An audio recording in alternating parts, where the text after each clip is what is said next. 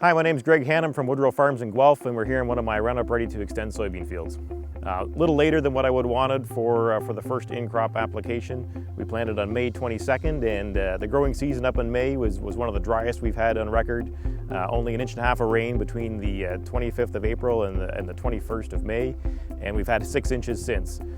So now that we're at the end of June, it's been too wet to get in the fields, and even the days that it's been not raining, there's been enough wind and stuff that we haven't been able to be in the field. So a little bit behind what we wanted to do, but one of the advantages of having resistant crops is that I can go in and I can spray my Roundup and dicamba product on these beans, and I know I'm not going to hurt the beans.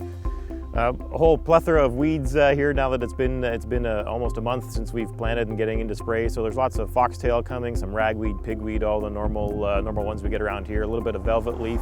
I haven't seen much fleabane in this field, but I do have some other ones that we're happy to control, and a bunch of sow thistle coming around the edges coming in from the fence line. But I'm pretty confident that the program we have is going to control the weeds, and in another week this is going to look like a different soybean field with nice lush growth.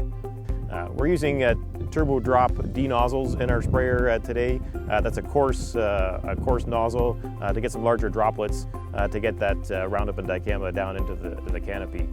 The air induction system on that sprayer also does a good job of pushing that product down into the canopy.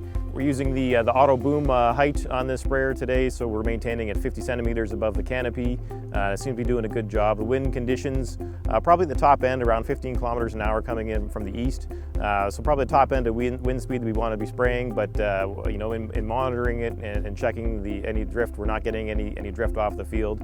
So we're getting the product onto the target, and that's what we want to get.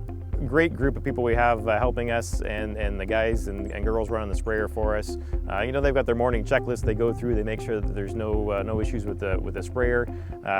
Checking all the normal oils and stuff like that, so it's going to perform properly, as well as checking hoses and fittings. We don't want any leaks. We don't want to have anything adversely happen when we're out in the field.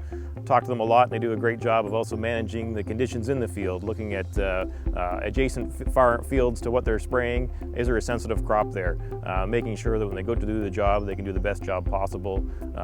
Lots of information transferred back and forth, and that's really the important part, right? When you have people helping you out and working for you, the amount of communication you have back and forth really results in the end product. So we try and do a good job, and really good group of people to work with.